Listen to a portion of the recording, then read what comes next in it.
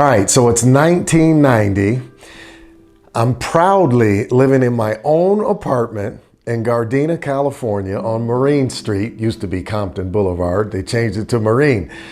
Working hard, socking my money away, saving, doing overtime. I'm planning my trip to Hollywood. And that's when I made a big mistake. The first big mistake. My childhood friend Dale had no place to live and he needed my help. And Dale was the love of my childhood life. And I loved him like a brother. And I said to myself, there's no way I'm gonna let my friend live on the streets. And so I let him come to my place. I said, you can live here until you get your stuff together. Now the problem is Dale had a massive serious drug problem. And he stole a sizable amount of money from me. He came in late one night and he was kind of out of his mind. And I'm half asleep and I wake up and it's like, I knew it must have been, 2 a.m., 3 a.m. And so I'm kind of half asleep. And it's my friend. It's like, so it's not an intruder.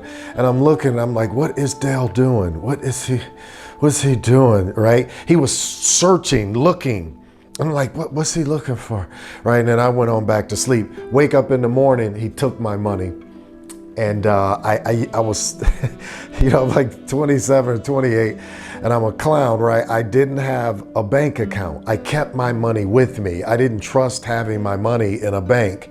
And so he took my money and he knew all my secrets. He knew I had cash there. I just thought I could trust him.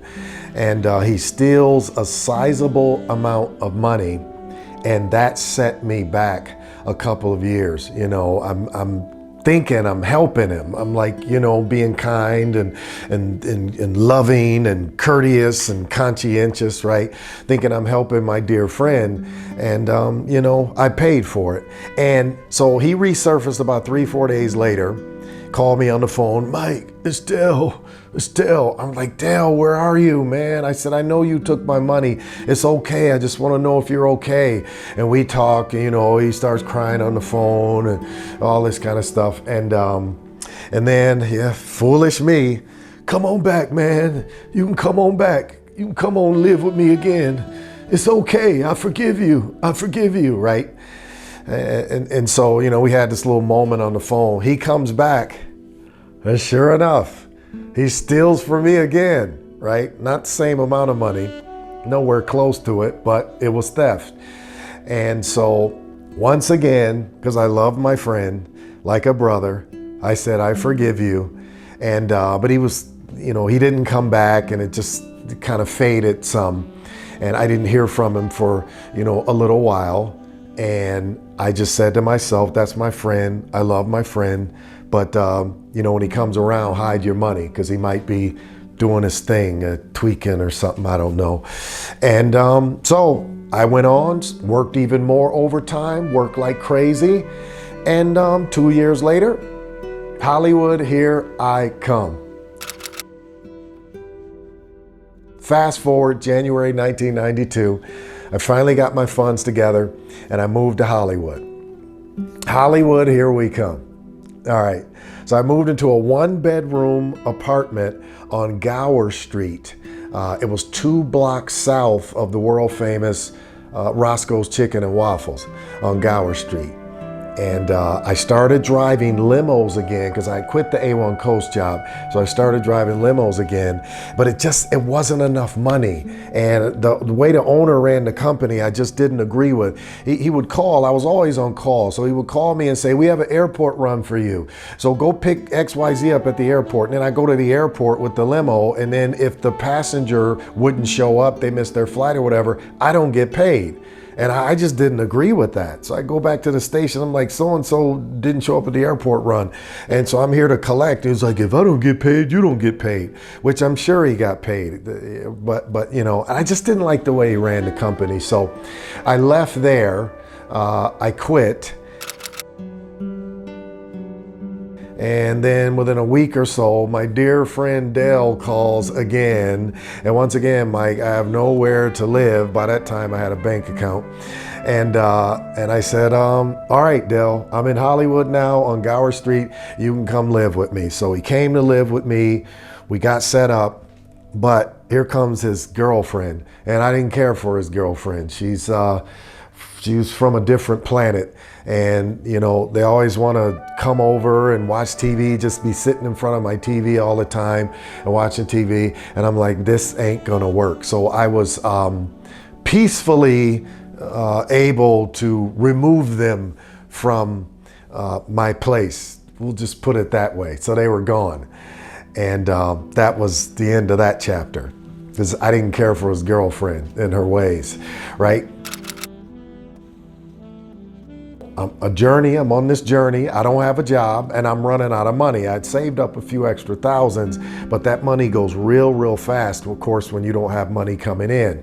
So, you know, a couple of months go by and I'm looking at my pocketbook and I'm like, man, you know, Hollywood, I'm in Hollywood. Y'all supposed to discover me by now. What's up with this, right? I mean, you know, I'm living right by the studios. You know, so arrogant and with my positive thinking, you know, thinking I'm going to just make it as soon as I get off the Greyhound bus, right? And, you know, no discovery. So finally came to my senses. I said, Mike, you need a good paying job. So I'm looking through the newspaper and I saw a security company called ABM Security, and they were hiring guards. I saw a position for a supervisor, downtown LA.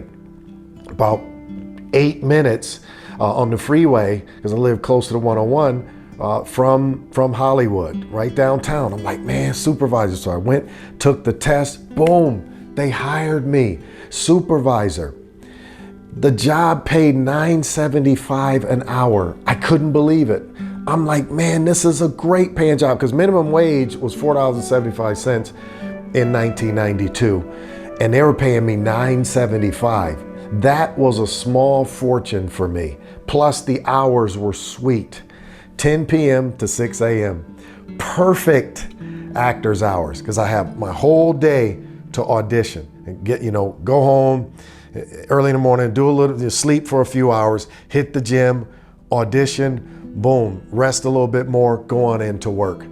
So, you know, I'm working downtown, Cal Plaza 1, big, beautiful building. I'm excited. I'm a supervisor. We had to wear a suit and a tie, and I was sharp. And so I'm moving on up, making good money, and I'm strategically planning on how to make more money, you know, little side jobs here and there, save more money. With my friend Dale gone, I decided to actually move out of my one-bedroom apartment, because my logic was this. I mean, I only sleep and occupy one room at a time. There's no need to have a one-bedroom, which would have a living room and a bedroom. I'll just have a bachelor's. It's not like I'm entertaining people and people coming over all the time. So what do I need with a one-bedroom? I just need one big room. And so I moved one block over south on Lodi Street. It's right around the corner from my first apartment on Gower. Lodi Street, beautiful wood floor bachelor's apartment. And you know, I'm like, Mike, you making some smart moves, man. So, cause now I'm saving upwards of $200 a month in rent and other expenses. And I'm eating solid, you know, got a gym membership. Actually, my mom bought me a gym membership years before.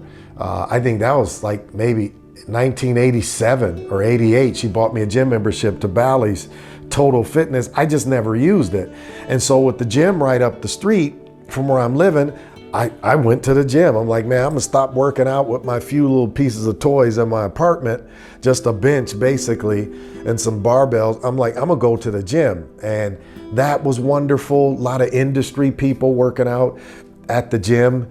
And I'm jamming and doing great. And then an event takes place that scared my socks off. Yeah, April 29th, 1992, the LA riots. Fire and mayhem. I'm working downtown at Cal Plaza 1, and sure enough, after that Rodney King verdict came down, the LA riots exploded. And I'm watching TV, all this breaking news, all the just mayhem in the streets, the beating of Reginald Denny, and people being pulled out of their cars right in Florence and right on Florence Street in Florence and Vermont, and people just getting beat, pulled out of the car, busting windows. Oh, it was crazy. And I'm like, is the world ending?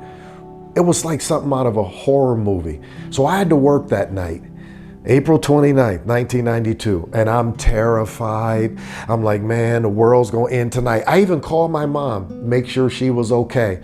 And I said, Mom, I gotta work tonight, and I work security, I'm supervisor downtown, I got 6 men under me. I don't carry a gun, and this stuff is going crazy, and she kind of calmed me down, and I was afraid. I thought the people was just gonna march up my way and take over our building. And even the National Guard had marched in front of our building, 6, 7 guardsmen with M16s. And what a crazy sight, I swear. I thought the world was ending April 29th, 1992. But, nothing eventful happened that night. And, after a few days, things kind of calmed down. And, but what a night, I'll never forget. All right, I'm still irresponsible though. I got it going on, good job, the whole thing. And what do? I screwed that up, because that's what I used to do back then when I was younger. I used to screw stuff up, right? So I had a good job, perfect hours, for an actor in Hollywood. And I got this job, it pays well. And what do? I go to work at 10 p.m. and I'm asleep by 10:45 p.m. Yep, I go to sleep. I'm sleeping on the job. I got a team of 6 men working under me that, I used to let them go to time. They say, Soup. They used to call me Soup. Can we go to Tommy Burgers? They love Tommy Burgers, the one on Beverly. Can we go to Tommy's and get food, for our lunch? I'm like, yeah. And I say, stay as long as you want. And sometimes they just cut out, leave, stay for 2 hours, come back to their post later. And I thought I was being a great boss. Man, can my girlfriend come down? I'm like, yeah, she can stay with you your whole shift. I'm thinking I'm being kind, and I'm being a person that they can't trust. I didn't know much about that back then. I just thought being a people pleaser caused people to trust you, but no. And guess what they did? They ratted on me. Yep, the 6 guys I had working on my team, they saw me as a very, very poor leader. I let my team down just due to lack of integrity. Even though, I thought I was doing them a solid by letting them go to Tommy's and bring their girlfriends and all that to the post. But they lost confidence and they snitched on me. They told the field supervisor, Jamie, and he called me in one day and he said, Mike, the guys tell me you're sleeping on the job, and and you're supposed to be doing all the floors, checking every floor once an hour. And they said, we checked the system, and you haven't been checking any of the floors, and we're gonna have to demote you to second man. And I'm like, oh gosh. And he said, your shift is 2 to 10. I couldn't work 2 to 10. Actors can't work 2 to 10, right? So, it's just terrible hours. That's when the auditions are, between 9 a.m. and 5 p.m. And I couldn't do that, so I had to quit. So I'm back to zero. I lost the highest paying job, highest paying actor-friendly job an actor could ever dream of, for being an irresponsible clown on the job. And bills don't have a pause button. And so I'm asking myself, what are you gonna do, Mike? You're right back in this pattern of no job and running out of money. And the last thing I wanted to do was go back to A1 Coast. I'm like, man, that just cannot happen, right? And just when things started to get like really dark, really gray, two game-changing events, one life-altering, would take place in my life that would change my life forever.